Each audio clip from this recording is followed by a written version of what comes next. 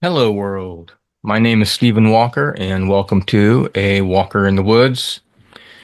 It is November the 9th here in South Korea, and it is 3:58 p.m. So in 2 minutes, I will have completed my ninth day of a water fast, and I'm feeling good. I'm feeling good. I can tell you that I am ready to eat. Meat. Meat has been on my mind all day. So I did a bit of shopping today to prepare, but I'm going to share my screen here and keep me focused. And I have a few things to talk about, so let's go. All right, so this is my MOVEmber challenge. It is a 10-day water fast, and I am on my ninth day. Nine is my lucky number. I was born on the 9th of September, and I was the ninth child and the last child. So my parents had nine children. So nine has always been I guess, a lucky number, and I don't know if I'm lucky to make it to number nine, day nine of this fast. I'm pretty sure I knew I was going to do it, but I'm happy to see number nine. I can tell you that. So today I want to give a few observations of physical mental state, and then we'll take a look at what waist hip ratio is. I will look at some InBody fit metrics from my home machine. And then I went to the gym today about 2 hours ago, so I just got home. But they have a InBody. They have a larger, more expensive InBody machine. So I stepped on that after I did my workout. And so I have the gym metrics versus the home metrics, and we'll take a look at that. Basic observations. Mentally, I'm still sharp.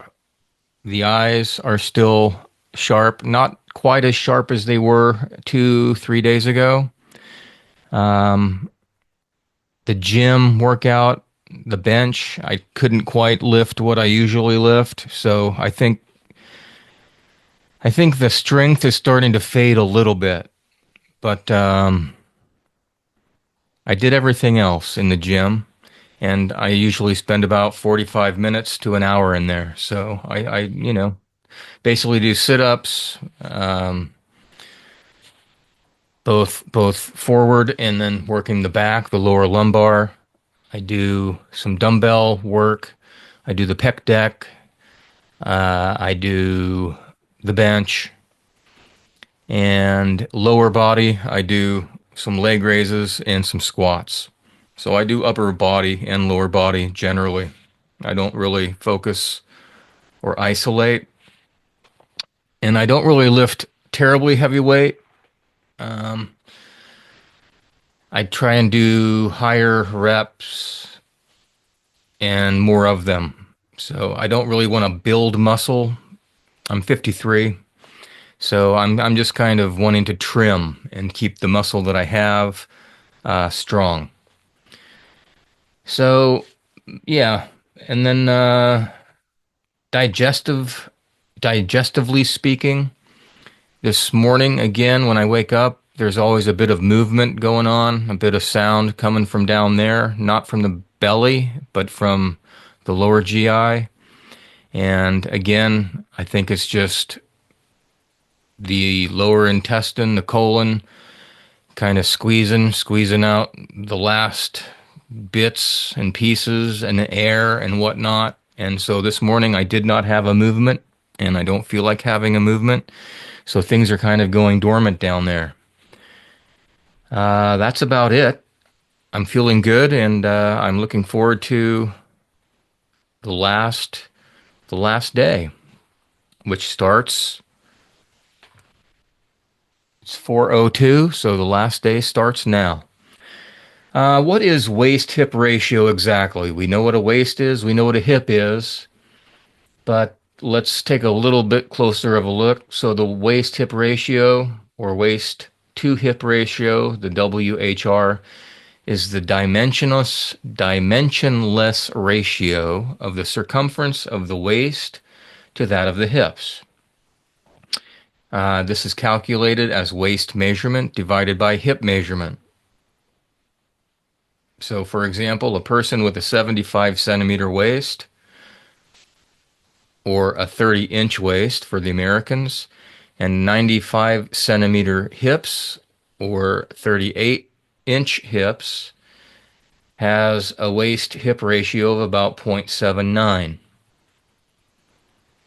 Pretty straightforward. So the WHR has been used as an indicator of or measure of health, fertility, and the risk of developing serious health conditions. It also correlates with perceptions of physical attractiveness, and that makes sense.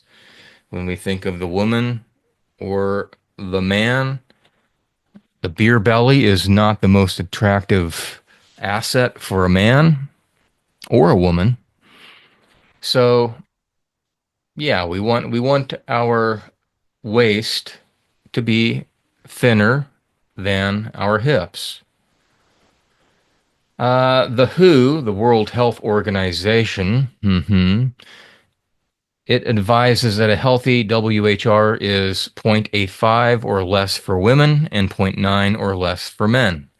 And I can tell you right now, I am still over zero point 0.9, but I am working towards that. So again, here's a little diagram of this is what 0.7 would look like. Again, the waist is thinner than the hips, and the S line is what they call it in Korea. The hourglass, I guess, is what we used to call it in America. And then, yeah, if the waist starts pudging out, then it's going to be about the same, and you're just going to be straight, and that's zero point 0.9. So anything over zero point 0.9, it's going to be Dunlapping. The Dunlap, as Dr. Barry would say. What's the Dunlap disease? It's when your belly Dunlapped over your pants or your belt. And that goes both for men and women. So here again is the waist and the hip.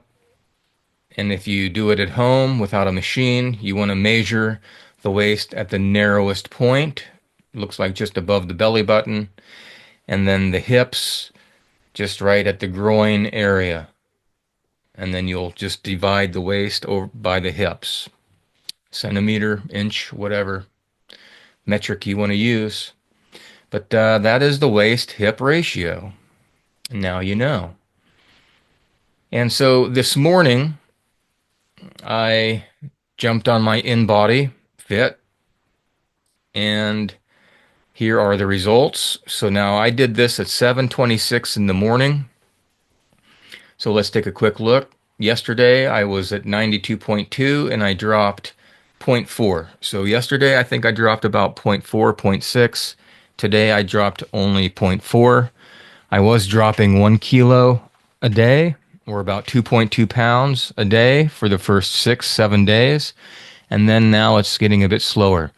Dr. Jason Fung, who I mentioned in a video 2 days ago, I remember when I was hiking, actually it was yesterday, when I was hiking up there, I was listening to Dr. Jason Fung, and he was talking about the pounds or the kilo that you drop if you do a longer fast. And again, he reiterated that a lot of it is water weight. So those kilos coming off of me were most likely water. And he said by the time that you get done with a 7, 8, 9-day fast, you can probably calculate about 3.3.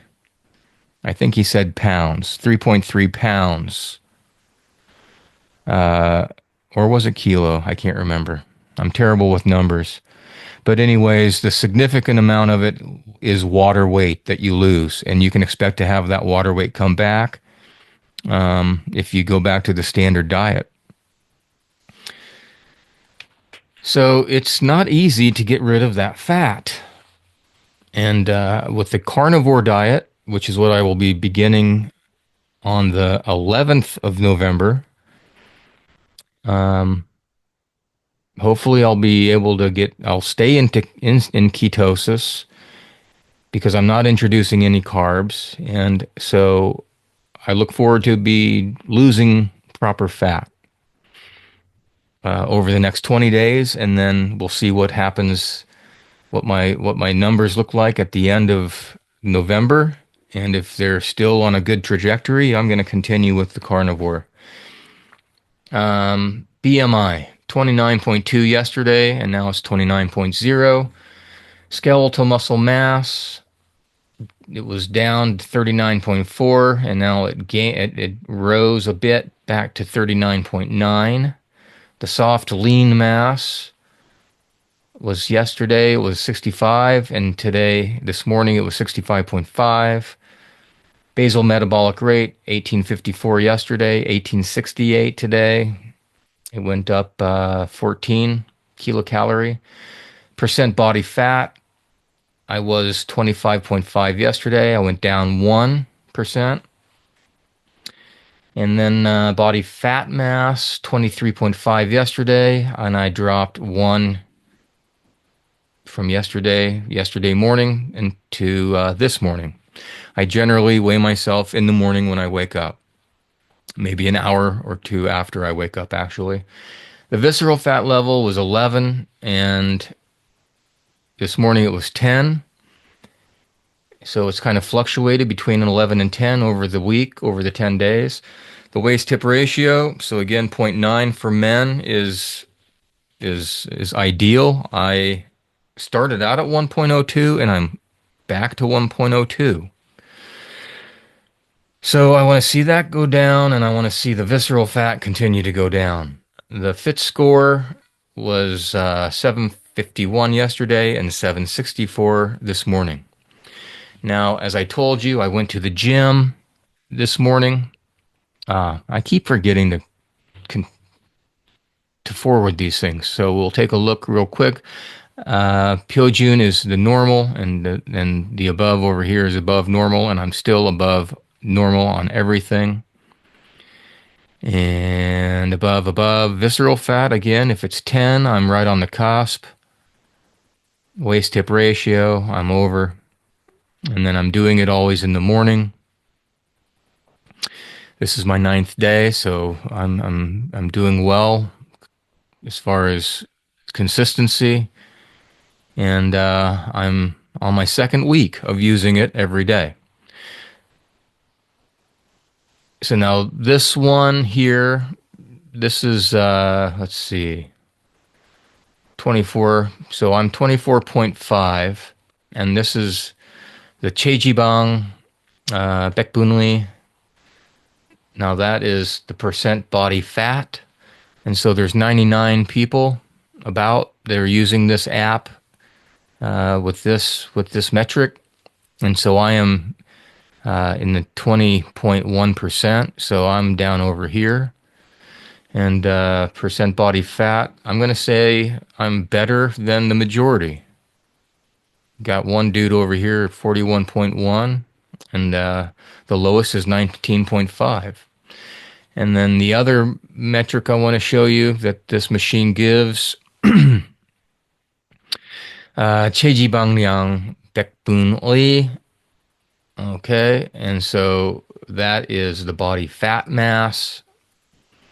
And this morning I was 22.5, and again I'm in the lower half to lower third of the 99 people that are using this app and allowing their information to be shared. So, as I told you before, I went to the gym. I went to the gym today. And so they have an InBody, and their InBody machine is much nicer and much more expensive. So I stepped on it, and then I got the app on my phone, and so I'm going to share the metrics that it gave me compared to the one that I have at home. So again, this morning it was the 9th of November, and these are my numbers, and these are the numbers from the InBody gym, and so this is what their machine looks like. You stand on it, and it's just a much more solid machine, and I have no idea how much it costs, but So let's take a look. The weight. Now I did this at 7 a.m. and then I went to the gym. I did this at 1:47 in the afternoon. So my weight went up um, almost a kilo, according to this little machine. Drinking water, drinking water, drinking water. I guess, water is heavy, but the BMI. So, so now this machine, it gives their app, it gives me the information in the metric system. So 92.7 is about 204 pounds, and I don't like to see the 200. I want to get below 200. The skeletal muscle mass, we'll take a look at that one next. So on my machine, it says I have 39.9, and then in the gym machine says 38.7. So, you know, 1 kilo difference there. The percent body fat, 24.5. And this one, the gym says that I have almost 3% more. So, if it's a more accurate machine, then I'll go with it. But I like 24.5 better. And let's see. So above average obese C type. From my weight, skeletal muscle mass, and body fat, I am C type. So I am technically obese. Not morbidly obese, but obese. Okay, I'll deal with it. And the obesity analysis, so the BMI was 29.3. And so again, zero point 0.3 difference from this morning, my home metric machine to the gym. So that's pretty close. Percent body fat, yeah, we talked about that. Waist hip ratio is 1.06, and that's not good compared to 1.02, which is what my home machine says. And then the visceral fat, again, is back up to 11, which what my machine said I was at 10. So overall, fairly similar. To be really accurate, you'd have to step on one and then immediately step on the other to see how close they are. But overall, this home machine that you can just step on every day at home and not have to go anywhere, I would recommend it. I think it's a pretty good machine to give you a basic idea. The InBody gym machine also gives me some different things. It did not give me the soft lean mass, basal metabolic rate, or the body fat mass. But it gave me my protein level, I guess. And that looks like it's normal. And the mineral content, I guess, in my body looks like it's normal. So those two are good to see. Total body water also, 49.4 liter. And it says it's normal. I've been drinking a ton of water. And comprehensive analysis, I have no idea what that means. BMR, well, is that the basal metabolic? No, can't be. I don't know. I don't know what that one is. Body balance evaluation. So it says upper is, so let's see. The segmental analysis, lean body mass. So it kind of looks at the overall body, and the trunk says over, left arm over, right arm over, left leg normal, right leg normal. Well, my arms are probably the best asset of my body. I've always had strong arms, muscular arms, and my legs, I would say, are, I guess, normal. Not overly muscular, but not chicken legs either. but not a lot of fat. I carry a lot of my fat in my torso, in my belly. So the trunk of my body, I guess, is where I carry most of my weight. And then another segmental analysis is the lean body mass. And it says I'm over on everything. So even my arms. Now, I don't know. Lean body mass. Is it good? I don't know. I need a doctor to explain all this to me, honestly. But there really is no fat on my arms or my legs. And this is interesting. So right after I went to the gym, which was at 1:47 p.m., I finished that at I don't know, 1:47, about 2 o'clock, a little bit before. Then I went to the sauna. I went to the sauna directly after the gym, and I weighed myself. And so I basically did the InBody weight in the gym. Then I got in my car and I drove to the sauna, took off my clothes and stepped on the scale, and it was 91.8. So that's almost 1 kilo below. And now 91.8 is what my machine showed me this morning. Interesting. And then I went up to the Bugama, which is the pizza oven for humans, and it's 107 degrees Celsius. And 107 degrees Celsius, I will tell you, is I think it was 98.6 last time. And so I'll tell you how much Celsius is to Fahrenheit.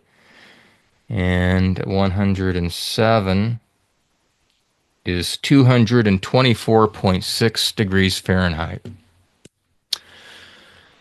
So I sat in there for 15 minutes and sweated, and then I went outside, took a bit of a break outside in the fresh air, and then I went back for another 15 minutes, and then I went down into the main sauna where you shower and jumped in the cold bath for a few minutes, took a shower, and came home.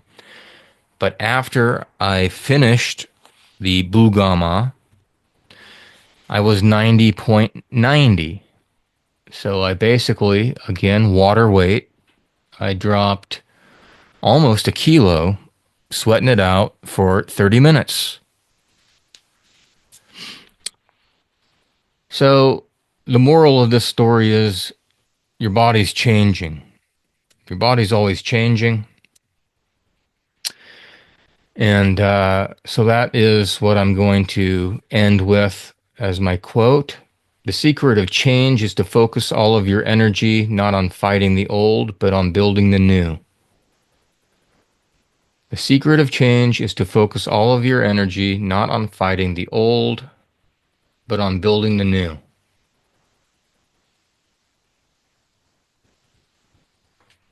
We can't change the old, we can't change the past if we wanted to. So there's no sense in crying over it. But looking at 3 different weight scales today, they're close, but again, people say don't step on the scale, don't step on the scale. But I want to step on the scale. I want to kind of try and track this and share it with people who are interested in seeing what kind of changes the body goes through. And that's the key, though. The body goes through changes every day. For example, when you go, if you have a heart monitor and you do it at home, and then you go to the doctor, and then you do that there, your heart rate's going to be much higher. The stress, the people, the smell of a hospital. So the body's always changing, the mind's always changing, the weather's always changing, It's a constant flux of ebb and flow. So my point, I guess, is for today, don't sweat it. Keep going forward. Enjoy the ride. And until next time, until tomorrow, Day 10. Ciao for now.